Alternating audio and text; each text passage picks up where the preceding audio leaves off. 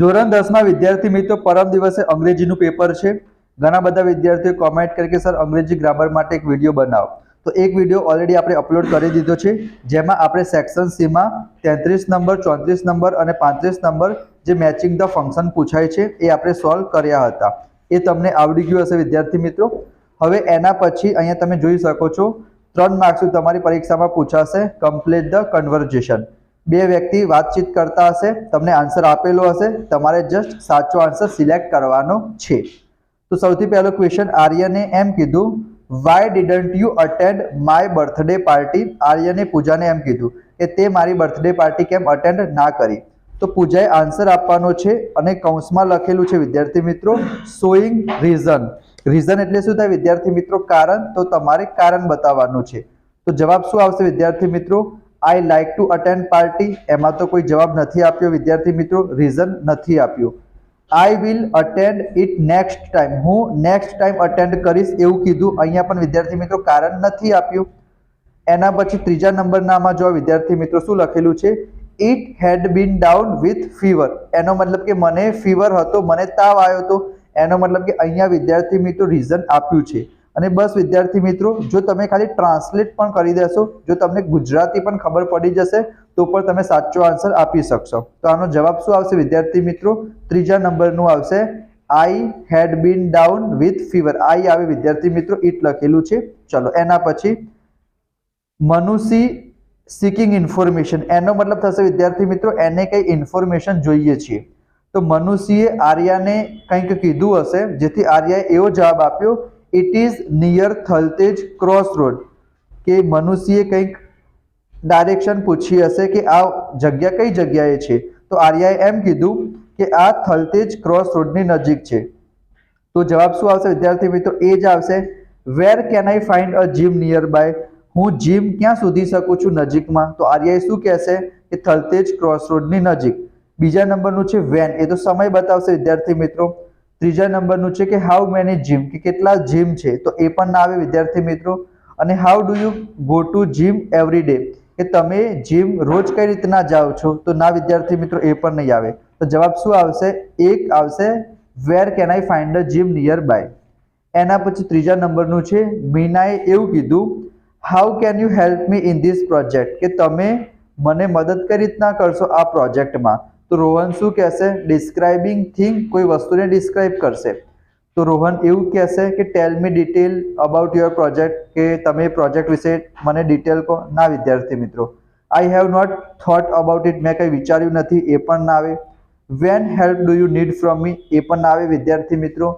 ચોથો નંબર તો હવે એક જ વધ્યું કે I can draw pictures and tablets for your project, કે હું તમારા પ્રોજેક્ટ માટે શું કરી શકું છું? પિક્ચર દોરી શકું છું અને ટેબલ્સ ડ્રો કરી શકું છું. તો જવાબ શું આવશે વિદ્યાર્થી મિત્રો? 4 નંબરનું આવશે.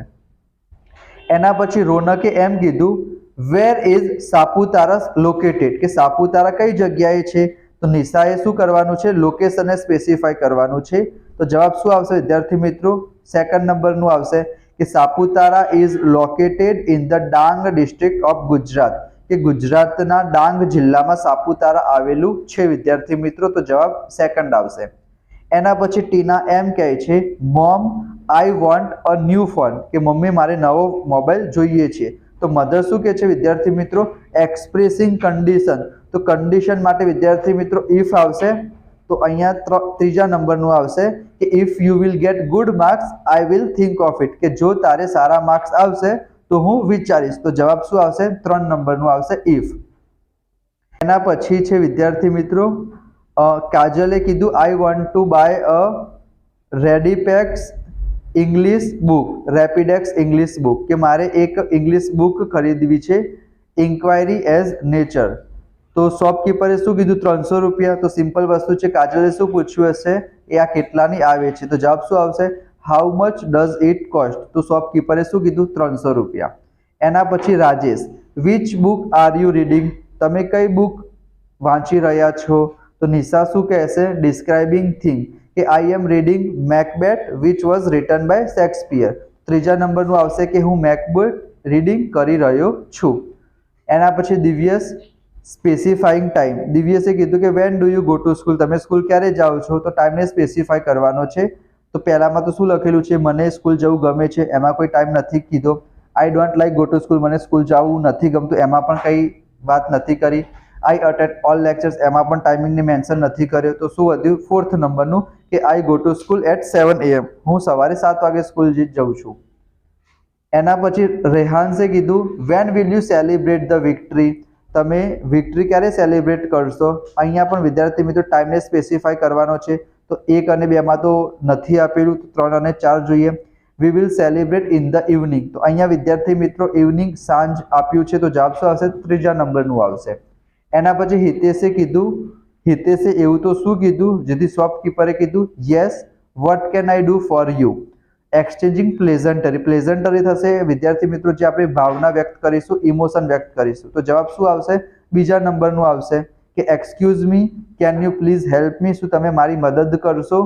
તો શોપકીપર શું કહે છે? હા. Vote can I do for you, હા હું તમારા માટે શું કરી શકું? એના પછી ટીચર કહે છે why did you come late, તમે કેમ લેટ આવ્યા? તો સ્ટુડન્ટ્સ રીઝન પણ કહેશે અને રિઝલ્ટ પણ કહેશે. તો 2જા નંબરનું આવશે આઈ કેમ લેટ, હું લેટ આવ્યો, because I miss the bus, કારણ કે હું બસને મિસ કરી ગયો.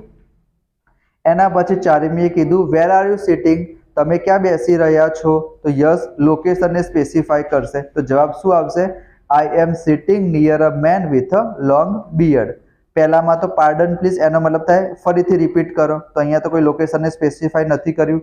I don't know the place, મને પ્લેસ વિશે નથી ખબર, મારા ટીચરે મને કીધું છે અહીંયા બેસવાનું. તો આ પહેલામાં, બીજામાં અને ચોથામાં કોઈ લોકેશન સ્પેસિફાય નથી કર્યું. 3જા નંબરનું આવશે.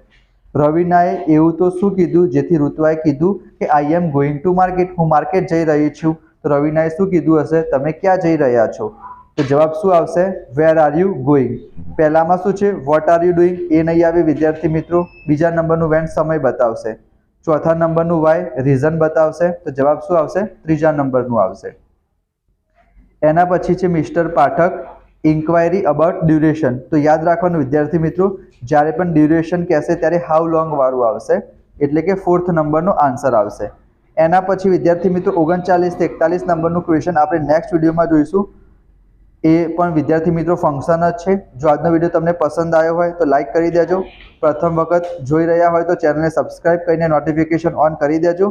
મેચિંગ ધ ફંક્શન વાળાની લિંક પણ તમને મળી રહેશે ડિસ્ક્રિપ્શનમાં, અને અહીંયા તમને સ્ક્રીન ઉપર પણ દેખાતું હશે, તો એ વિડીયો પણ જોઈ લેજો.